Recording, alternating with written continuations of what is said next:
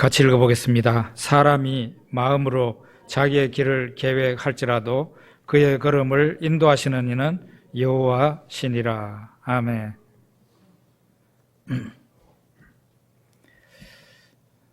은퇴를 얼마 남겨놓고 있지 않은 사람들은 걱정을 하게 될 것입니다.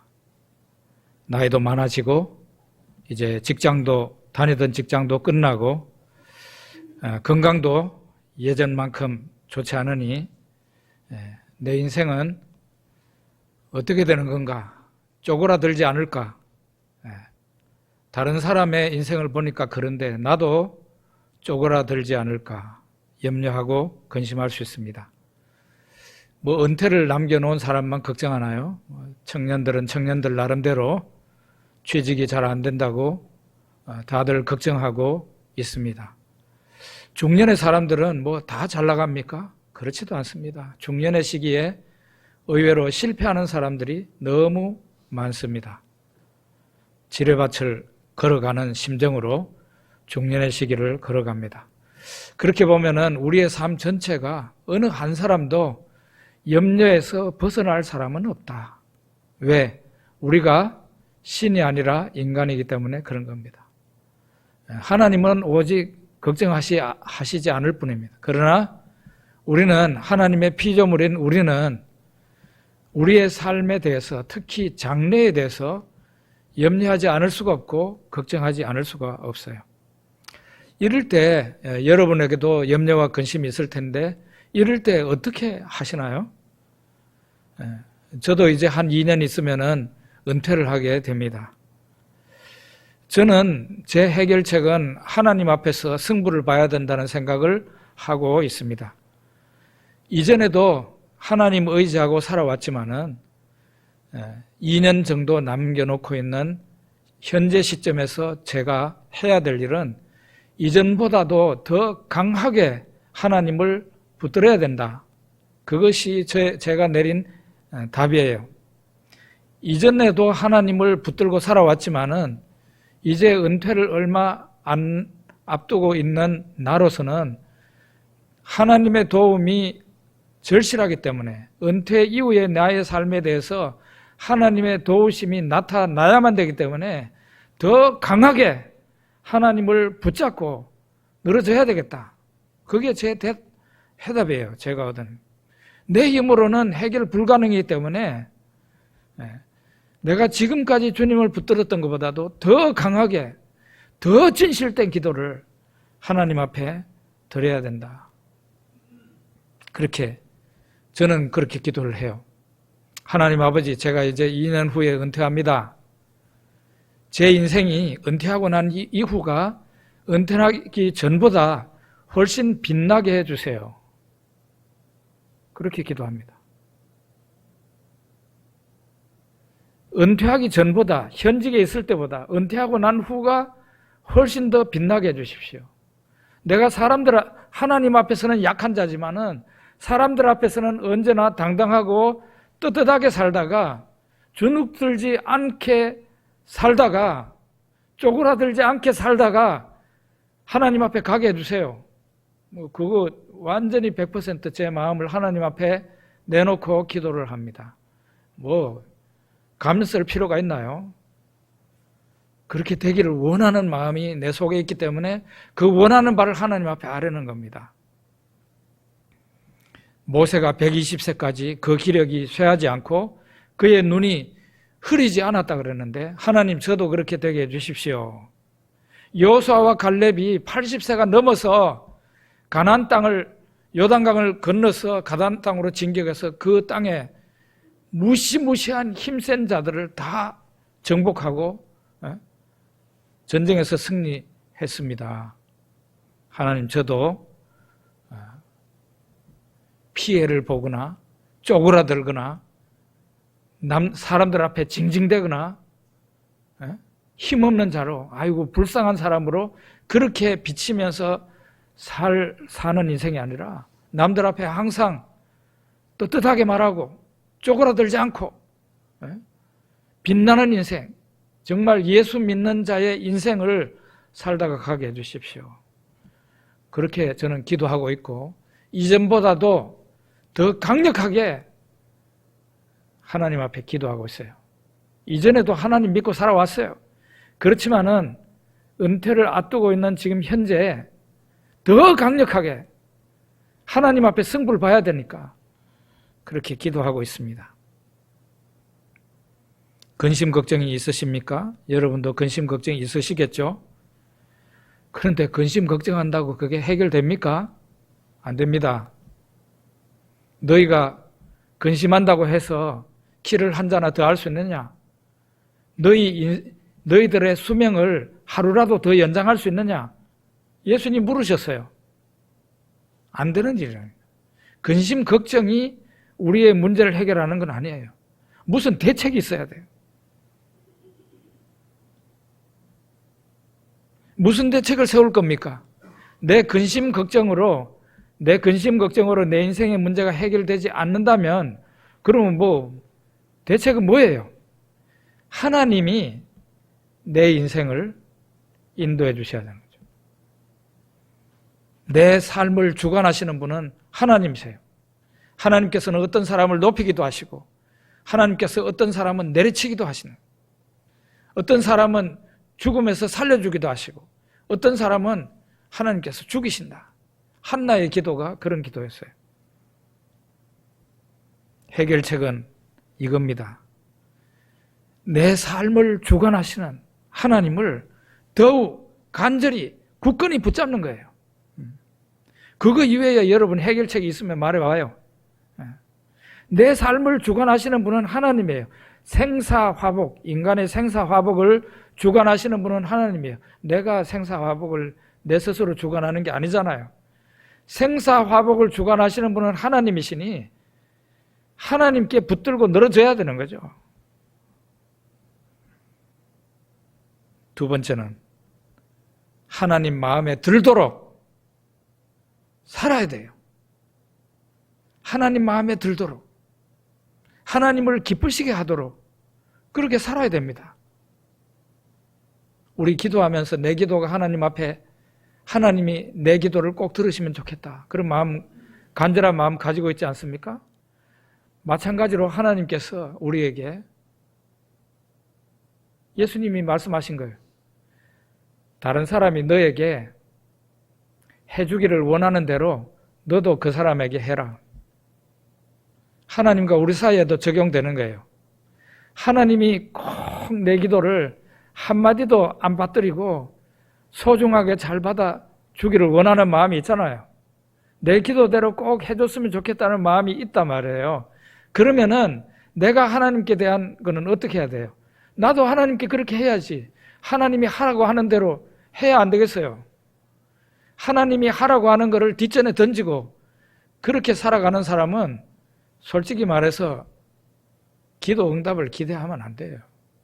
평소에 하나님을 화나게 하는 사람이 무슨 기도의 응답을 받아요? 택도 없는 얘기입니다. 하나님이 나의 삶을 축복하시고 하나님이 나의 기도를 들으시기를 간절히 원하는 마음이 있을수록 내가 하나님 말씀 잘 들어야 돼요. 그리고 하나님이 하라는 대로 해야 돼요. 그게 언약 관계라는 겁니다. 하나님과 우리 사이는 언약 관계예요. 남남이 아니에요. 서로가 서로에게 책임지고 있는 거예요. 하나님도 우리에게 책임과 의무가 있고 우리도 하나님께 책임과 의무가 있어요. 하나님의 의무는 뭡니까? 하나님의 택한 백성인 여러분과 저, 하나님의 자녀인 여러분과 저를 축복해 주시고 모든 어려움에 지켜주시고 우리의 필요한 것을 공급하시고 우리의 삶이 염려가 없도록 지켜주셔야 될 의무와 책임이 하나님께 있어요. 동시에 여러분과 저도 하나님 앞에 언약적인 의무와 책임이 있는 겁니다. 내 삶을 통해서 내 생각이나 내 입술이나 내 손과 발을 통해서 하나님이 영광을 받으시도록 해야 돼요. 너무 당연한 거 아닙니까?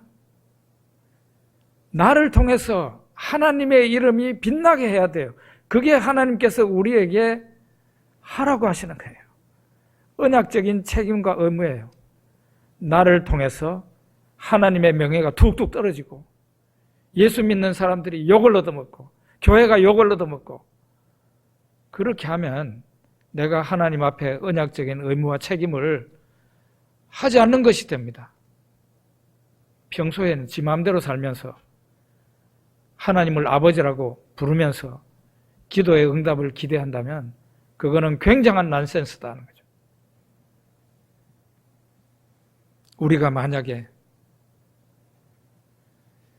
하나님의 말씀을 잘 받아들이고 하나님이 하자는 대로 그렇게 인생을 걸어간다면 물론 우리는 100% 완벽하게 살아갈 수는 없다고 하더라도 그런 속에서 살아가려고 노력한다면 하나님께서 여러분과 저의 삶을 외면하지 아니하시고 우리에게 복을 주세요. 시편 23편을 한번 묵상을 해봅시다. 시편 23편입니다. 같이 읽어보죠. 여호와는 나의 목자시니 내게 부족함이 없으리로다. 그가 나를 푸른 풀밭에 누이시며 쉴 만한 물가로 인도하시는 도다. 내 영혼을 소생시키시고 자기 이름을 위하여 의의 길로 인도하시는 도다. 내가 사망의 음침한 골짜기로 다닐지라도 해를 두려워하지 않을 것은 주께서 나와 함께 하심이라. 주의 지팡이와 막대기가 나를 안위하시나이다. 주께서 내 원수의 목전에서 내게 상을 차려 주시고 기름을 내 머리에 부으셨으니 내 잔이 넘치나이다. 내 평생의 선하심과 인자하심이 반드시 나를 따르리니 내가 여호와의 집에 영원히 살리로다. 다윗은 자기가 목자로서 살아봤습니다. 그러니까 그 경험을 토대로 해서 이런 시를 지었습니다. 여호와는 나의 목자시니 내게 부족함이 없으리로다. 하나님이 내 목자가 되시는데 나는 하나님의 양인데 내가 부족할 게 뭐가 있겠노? 경상도 말로 그거예요. 내게 부족함이 없으리로다. 이 말은요, 하나님이 내 목자이신데 내가 부족할 게 뭐가 있냐 이거예요. 부족할 게 없다는 거예요. 여러분, 양들이 아침에 일어나서 하루 동안 내가 어디 가서 무슨 풀을 뜯어먹고 살지? 양들이 그런 걱정해요? 소들이 그런 걱정해요? 그 소주인, 양 주인이 그런 걱정을 하죠. 마찬가지, 우리의 삶이 마찬가지예요. 우리가 뭐 대단한 존재인 것 같아도 양과 같은 존재에 불과해요. 우리는 우리 앞길 몰라요. 지금 5분 후에 터질 사건에 대해서 몰라요. 전혀 몰라요. 우리의 삶을 인도하시고 책임지실 분은 누굽니까? 하나님이세요.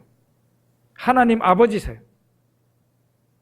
그런데 이 가운데는 그런 분이 없기를 바랍니다만 아직도 하나님을 목자로 모시지 않고 있는 사람들이 있다면 그 사람한테는 해당되지 않는 일입니다. 하나님이 책임져 줄 의무가 없습니다. 언약적인 관계가 아니다 이 말이에요. 그런데 예수 그리스도를 영접하고 하나님의 자녀가 되었다 이거죠. 그런 사람은 하나님이 그 사람의 삶을 인도하시고 책임지게 돼 있어요. 우리는 하나님 앞에 책임을 다하지 못할 때가 많아도 하나님은 우리의 모든 것을 책임지시고 인도하셔요. 예수님이 무엇을 먹을까, 무엇을 마실까, 무엇을 입을까 염려하지 말라. 이는 누구가 걱정하는 거라고요? 이방인들이 걱정하는 거예요. 이방인들은 하나님 모르는 사람들이에요. 하나님 없이 사는 사람들이에요. 그 사람들이나 그런 걱정하고 살지 하나님 자녀들인 너희들이 왜 그런 걱정을 하냐? 하나님이 다 너희에게 있을 줄을 아시느니라. 여러분이나 제가 언제까지 몇 살까지 살지는 모르겠지만 그 사는 동안에 하나님이 다 채우시겠다고 성경에서 누누이 걱정하지 말고 잘 살아라고, 오직 하나님만 똑바로 바라보고 하나님이 하라고 하는 대로 살면서 살아라고 우리에게 말씀하시는 거예요. 하나님이 나의 목자이시고 하나님이 내 삶을 책임지시는데 나는 이제 아무 걱정 없다. 다윗의 고백이에요. 여러분, 성경 계시가 점진적인 발전을 한다. 그런 얘기 들어보신 적 있습니까? 저도 별로 해본 적이 없는 것 같은데, 성경 계시, 하나님의 계시는 발전, 구약에서 신약으로 발전하고 있습니다. 하나님의 나라도 발전하고 있습니다. 교회도 발전하고 있습니다. 신자의 신앙 양태도 점진적인 발전을 하고 있어요. 이 말은 시편 23편을 구약의 다윗이라는 사람이 지었습니다. 그래서 신약에 있는 우리가 볼 때에는 계시 발전의 의미에서 이 시편 23편을 바라볼 수 있어야 되고 해석할 수 있어야 돼요. 다윗은 이렇게 고백했어요. 여호와는 나의 목자시니 내게 부족함이 없으리로다.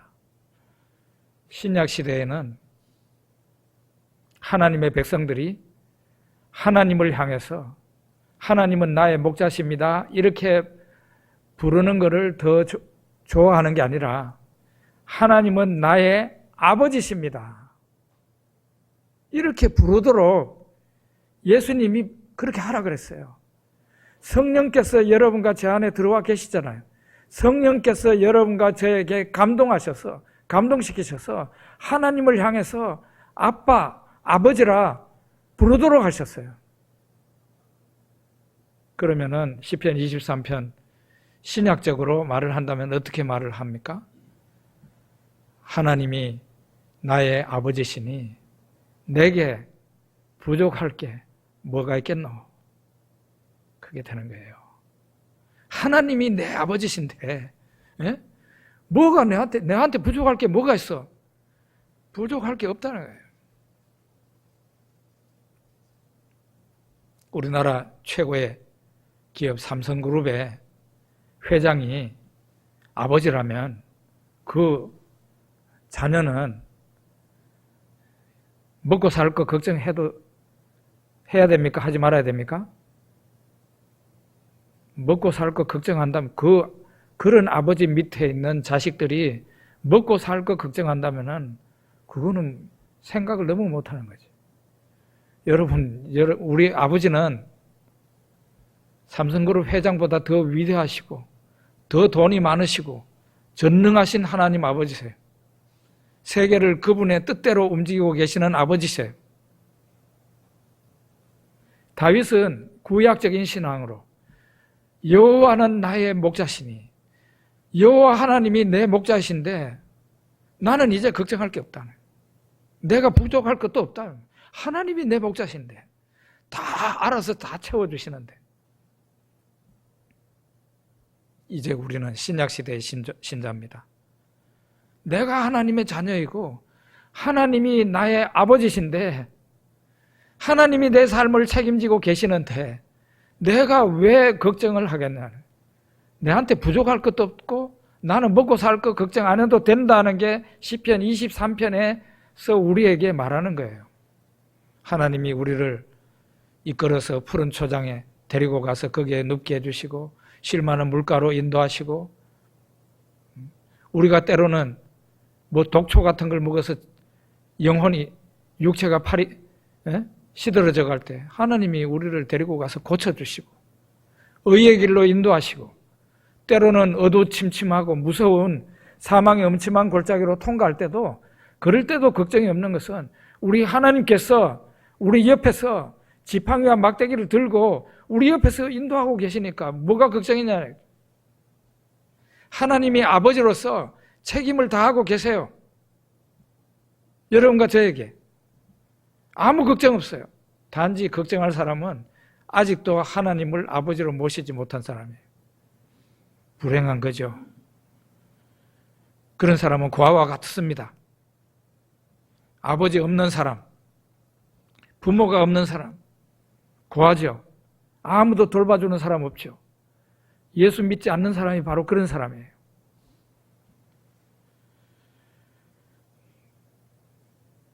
인생이 잘 풀리지 않아서 걱정, 근심이 있으십니까? 베드로전서 5장 7절에 보면 너희 염려를 다 주께 맡기라. 너희 염려를 다 주께 맡기라. 이는 그가 너희를 돌보심이라. 그랬어요. 돌보신다는 말이 영어로 케어한다는 거예요. 우리 하나님께서 너를 케어하시기 때문에 너 염려 있거든 하나님께 맡겨라. 맡긴다는 말이 던진다는 뜻이에요. 네가 그 염려, 걱정을 끌어안고 있지 말고 그거를 하나님께 던지라는 거예요. 토스하라는 거예요. 그러면은 어떻게 됩니까? 문제가 하나님께로 가잖아요. 그럼 나는 편안히 하나님이 이제 해결하시게 되니까. 토스하는 게 뭐예요? 그게 신앙입니다. 그게 기도입니다. 그게 기도예요. 그래서 여러분들이 기도하실 때 아주 솔직하게, 단순하게 여러분이 원하는 것을 정확하게 기도하세요. 빙빙 돌리지 말고. 어떤 사람은 연애 편지를 써도 하도 돌려가지고 뭐 이게 도대체 무슨 뜻인지를 몰라. 제 대학생 시절에 제 친구가 연애 편지를 받았는데 내한테 이거 도대체 무슨 뜻이고 한번 읽어봐라 그래. 자기 연애 편지를 내한테 주는데 2장이야, 2장. 근데 읽어보니까 앞에 내용하고 뒤에 내용이 틀려. 에? 앞에 내용은 뭔가 하면 우리 이제 그만 사귀자는 내용이야. 근데 뒤에 내용은 뭔가 하면은 간절히 이 사람을 사랑하고 있어. 도대체 뭐 어쩌라는 말이에요. 기도도 그럴 수 있어요. 기도도 내가 원하는 바를 다른 사람이 원하는 게 아니고 내가 원하고 내가 걱정되는 그런 부분을 정확하게 하나님 앞에 말하고 부탁해야 돼요. 앞으로 살아갈 게 걱정됩니까? 그러면 그걸 기도하라고. 직장을 구해야 됩니까? 그걸 정확하게 구하라고요.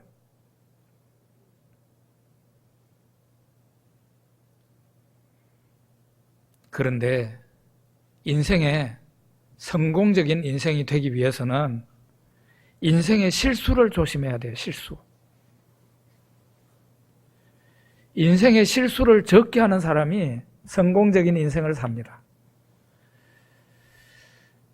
최근에 어떤 야구선수 얘기를 듣고 굉장히 제가 안타까웠어요.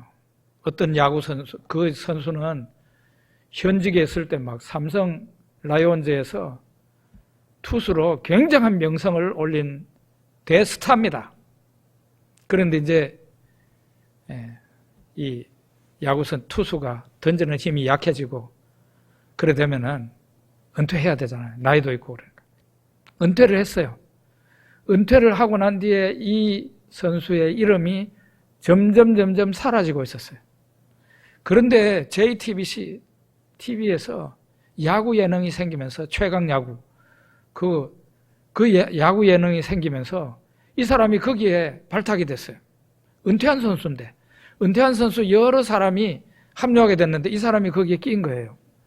그러니까 나오면 어떻게 됩니까?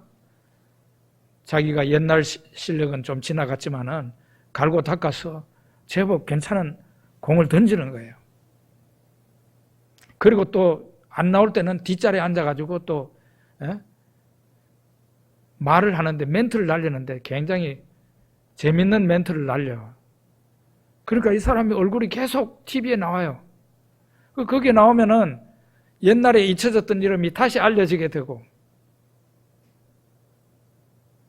그래서 출연료도 받고 삶이 좋아지는 거 아닙니까? 정말 절호의 기회죠. 은퇴한 사람에게 그런 기회가 잘 오겠어요. 그래서 참 좋았는데 이 선수가 실수를 하게 됩니다. 어느 날 사업하는 사람을 만나서 밤에 3차까지 가면서 술을 마셨습니다. 그리고는 이제 술을 마시고 난 뒤에 집에 가서 잤어요. 잠을 자고 난 뒤에 그 다음 날이 되어서 어떤 사람을 만나야 되니까 차를 몰고 나갔습니다. 나가서 사고를 냈어요. 이 사람이 잘못해서 사고가 났어요. 사고가 나면 누구가 옵니까? 경찰이 와서 이거 부세요 하잖아요. 그래서 불었더니 음주 측정을 했더니 운전면허 취소 수준이 나왔어. 자기는 한숨 잘 잤으니까 전날에 먹은 그 술 기운이 알코올이 없어졌겠지 생각을 했는데 그게 다 없어지지 않고 아직도 많이 남아 있었던 거예요. 여러분, 이 상황이 되었으니 어떻게 해야 됩니까? 그 사람이 깨끗하게 자기 과오를 시인했어요. 저는 변명의 여지가 없습니다. 최강 야구에서 하차하겠습니다. 제가 사실은 음주하고 금방 차를 몬 것은 아니고 잠자고 나왔는데도 그런 일이 생겼습니다. 그래도 저는 변명의 여지가 없습니다. 최강 야구에서 이제는 하차하겠습니다. 여러분, 대실수한 거 아니에요? 인생의 실수를, 이런 실수를 많이 하지 않아야 됩니다. 예수 믿는 사람이라고 실수 안 합니까? 예수 믿는 사람도 실수 많이 해요. 그래서 몇 가지의 실수를 조심해야 된다는 건데, 첫째로 신앙을 떠나서 친구 사귀는 것을 조심해야 됩니다. 특별히 이성 친구를, 신앙을 떠나서 이성 친구를 사귀는 거 조심해야 된다. 두 번째로 누가 좋은 사업이 있다면서 돈을 투자하라고 할 때 조심해야 되는 거예요. 그리고 세 번째로는 누가 와가지고 이 다단계 하면은 돈을 쉽게 벌 수 있고 늙어 죽을 때까지 돈이 술술 들어온다. 그런 거 조심해야 된다. 저 다단계 굉장히 예민한 사람이에요. 다단계가 교회 들어올까 봐 걱정하는 사람. 왜 걱정하겠어요? 다단계 해가지고 돈 잘 벌면 좋지만 대부분의 사람들이 그 다단계 시작한 그 회사 몇 사람만 덕을 보지 나머지 사람들 다 피 빨리는 게 다단계예요. 저는 여러분들의 인생이 힘들고 공공해질까 봐 경계하는 겁니다. 제가 그냥 하지 말라는 게 아니고 여러분의 인생이 실패할까 봐 하지 말라는 거예요. 세상에 공돈이 어디 있습니까? 그렇게 쉬울 것 같으면은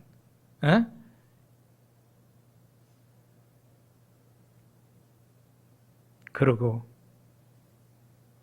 가족이나 친구가 와가지고 은행 보증을 해달라고 할 때 이거 조심해야 되는 거예요. 뭐 남자들이 흔히 그렇잖아요. 가족이 와서 보증을 해달라. 새로운 사업을 하는데 보증을 해달라. 절친한 친구가 와가지고 네, 꼭 당신 은혜 잊지 않을 테니까 좀 도와주게. 손쉬운 게 뭡니까? 직접 돈을 달라는 게 아니고 은행에 보증만 해달라 이거죠. 그래서 보증을 그냥 실패했을 경우에 가족이 전부 다 주저앉아가지고 알거지가 될 정도로 보증을 해가지고 인생 망치는 사람이 많이 있어요. 나는 자연인이다. 그 TV 프로예요. 산에 가서 사는 사람들이 그런 거 잘해서 잘못해가지고 거기 산에 가가지고 사는 사람들이 대부분 있더라고요. 다 착한 사람들이죠. 인생의 실패를, 이런 실수를 가급적이면 하지 않아야 여러분들의 인생이 실패가 아니라 성공적인 인생이 될 수 있습니다.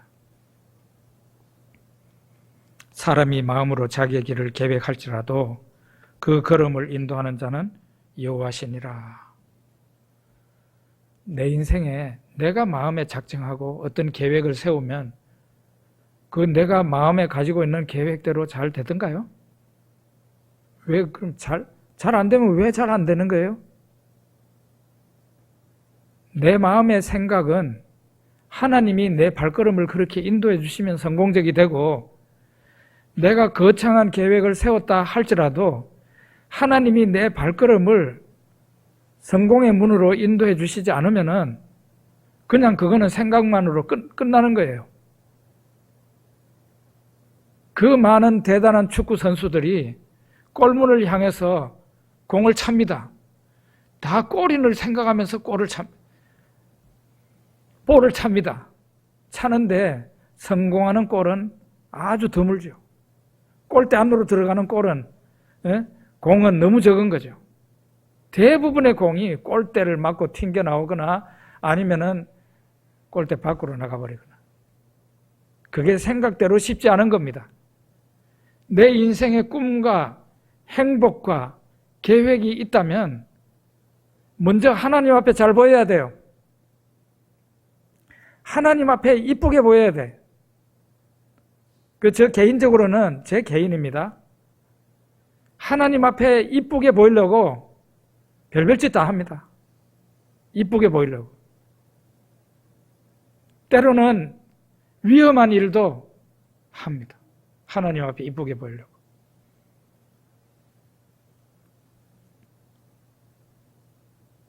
하나님께서 인간적으로는 별 힘도 없고 능력도 없고 재산도 없고 대단한 것을 가지고 있지 않다고 할지라도 하나님께서 내가 드리블 해가는 그 공에 내 발길에 하나님께서 복을 주시면 내가 차는 공이 골대 안으로 들어가서 골인이 되는 겁니다. 그렇게 하면 성공적인 인생이 되는 거예요. 하나님의 도우심이 없으면 우리의 꿈은 허망한 것으로 끝나버립니다.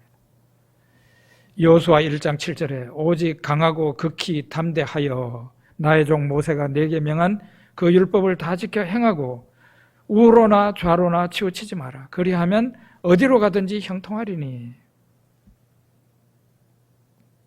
여호수아가 모세가 죽고 난 뒤에 모세가 떠매고 있던 어깨에 그 지도자의 짐을 누구가 다 떠맡았어요? 모세의 시종인 여호수아 어깨로 다 와버렸어요. 얼마나 부담스럽고 겁나고 무서웠겠습니까? 얼마나 이걸 도대체 내가 어떻게 해야 되나 이거. 내 스승 모세도 제대로 지지 못한 이 짐을 내가 어떻게 지고, 그것도 이제 요단강을 건너가 가지고 가나안 땅을 정복해야 된다는 그 무시무시한 가나안 땅의 7족속을, 우리보다 힘이 센 저 7족속을 무슨 수로 몰아내고 우리가 저기를 정복하겠냐. 부담이 엄청나죠. 그런데 하나님이 승리를 약속하셨어요. 네가 내 말대로만 하면 잘 된다고. 모세가 너에게 일러준 하나님의 말씀을 잘 듣고 지키고 우로나 좌로나 치우치지 마라. 그 말은 엇길로 가지 마라 이거지. 하나님 말씀이 인도하는 대로 가는, 레일 위에 달리는 기차같이 그 레일을 탈선하면 못 가잖아요. 그런 사람이 되지 말라는 거예요. 하나님 말씀 위에서 달려가라는 거예요. 그렇게 하면 무슨 일이 생긴다 그랬어요? 어디로 가든지 형통하리니. 네가 어디를 가든지 간에 서쪽으로 가든 동쪽으로 가든 형통하게 된다. 하나님이 말씀하셨어요. 승리는 너의 것이다 이 말이죠. 이 형통한다는 말, 어디로 가든지 형통하리니, 이 말을 영어 NIV 성경을 보면은요 어떻게 되어 있는가 하면은 You may be successful wherever you go. 네가 어디로 가든지 너는 성공적이 된다. 네가 어디로 가든지 성공할 것이다. 그렇게 NIV 성경에는 되어 있어요. 그러니까 형통한다는 말이 성공적인 인생을 살아간다는 그런 뜻이에요. 하나님이 여호수아에게, 겁내고 있는 여호수아에게 강하고 담대하라고 말씀을 하시면서 쫄지 마라. 내가 너와 함께 한다. 대신에 너 모세가 전한 나의 말을 너 잘 지켜라. 좌로나 우로나 치우치지 마라. 그리하면 네가 어디로 가든지 간에 내가 너의 인생을 성공적으로 만들어주겠다. 그게 하나님 약속이에요. 여호수아의 인생은 어떻게 됐습니까? 그 후로 성공적인 인생이 되었습니까? 그렇습니다. 여호수아는 두 가지 실수를 했습니다. 하나는 여호수아의 실수라기보다는 여호수아 백성의 실수입니다. 여리고 요단강을 건너가 가지고 첫 전투인 여리고성에서 승리를 하기는 했는데 거기에서 문제가 생겼어요. 백성 중에 아간이라는 사람이 귀금속을 보고 탐이 나가지고 그거를 가져다가 땅에 파묻고, 신할산 외투, 요즘 어떤 게 비싼가요? 예? 제일 비싼 당시의 외투를 갖다가 보고 너무 탐이 나서 가지고 와가지고 숨겨놨어요. 그게 하나님이 안 보시겠습니까? 다 보시지. 그게 여호수아의 실수가 되었습니다. 그래서 그 다음 전투, 아이성 전투에서는 그 별거 아닌 조그마한 산 위에 있는 그 성 때문에 이스라엘 백성이 전부 다 혼쭐이 났어요. 원래 그걸로 보면 이스라엘이 그 정도는 그냥 식은 죽 먹기로 끝내버릴 수 있는데 그 식은 죽 먹기로 끝낼 수 있는 그것을 치게 됩니다. 혼쭐이 납니다. 사람들이 죽고 막 야단납니다. 그러니까 실수를 하지 말아야 돼요. 두 번째는, 이거는 진짜 여호수아의 실수인데요.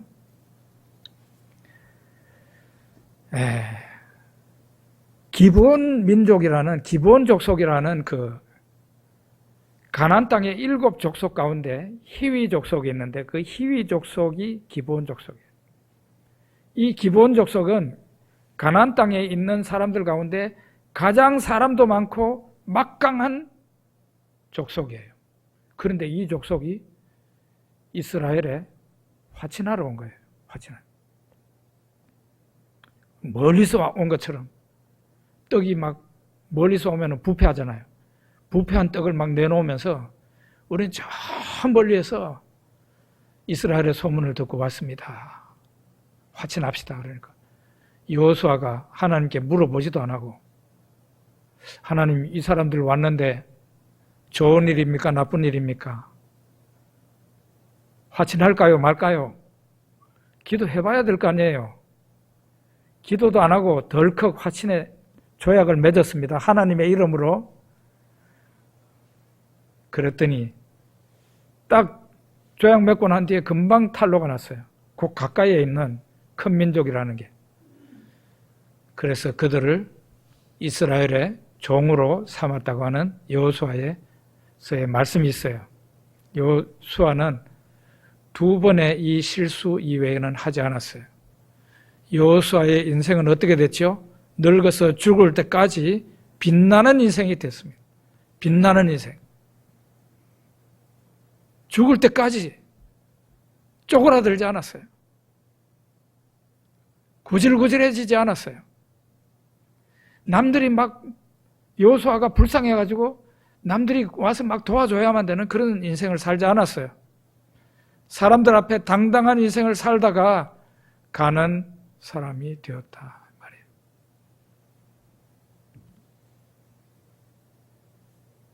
사람이 마음으로 자기의 길을 계획할지라도 그 걸음을 인도하시는 자는 여호와시니라 기억해야 되겠습니다. 여러분과 제가 하나님이 인도하시는, 하나님이 발걸음을 인도하시면 복된 인생이 됩니다. 하나님이 여러분과 저의 발걸음을 인도하시게 하려면 어떻게 돼요? 하나님 보시기에 기뻐할 수 있는 그런 삶을 지금부터라도 열심히 살아가야 됩니다. 그러면 하나님이 도와주십니다. 기도하겠습니다.